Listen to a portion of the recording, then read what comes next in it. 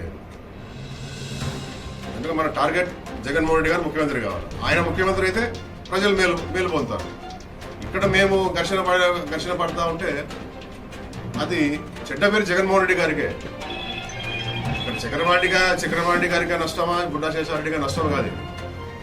అది పార్టీకి జగన్మోహన్ రెడ్డి గారికి నష్టం కలిగించే విధానం మనం ఎప్పుడు చేయాలి. కాబట్టి నేను సంపూర్ణంగానే ఉంటాను, క్లియర్గా మనస్ఫూర్తిగానే చేస్తాను. మన అభ్యర్థి అయినటువంటి చక్రపాణి రెడ్డి గారిని జగన్మోహన్ రెడ్డి గారు డిసైడ్ చేశారు కాబట్టి నా సంపూర్ణ సహకారం నేను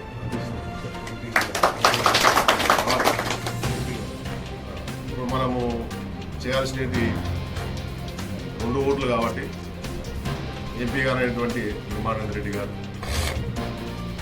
ఆయన కూడా మనకు సంపూర్ణ సహకారం ఇవ్వాల్సిందే. ఇతర అభ్యర్థులను మనం గెలిపించుకోవాల్సిందే, మంచి మేయర్తో గెలిపించుకోవాలి.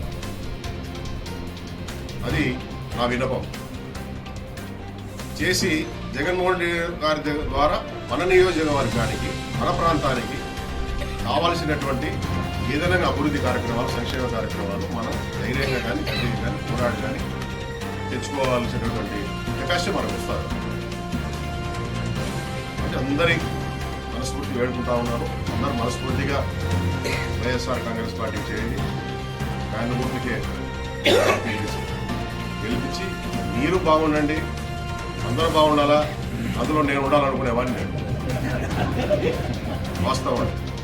ఇప్పుడు ఎందుకంటే అందరూ బాగుంటే మనం బాగుండేది. మనం ఒకరేం బాగుండాలా, అందరూ పోవాలనేది చాలా మందికి ఉంటుందేమో. అది ప్రస్తుతం మనకు అవసరం లేదు. నా విధానం అది. కాబట్టి అందరికీ నియోజకవర్గంలో ఉన్నటువంటి కార్యకర్తలు కానీ నాయకులు కానీ అందరూ నాకు సుపరిచితులే.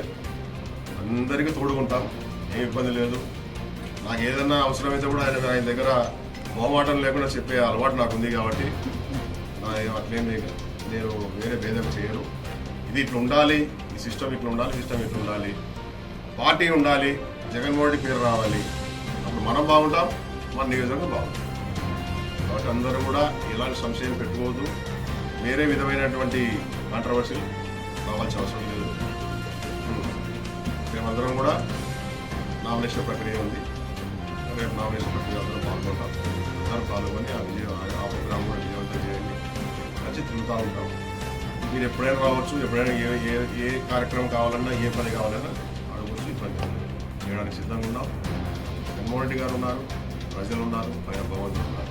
కాబట్టి మన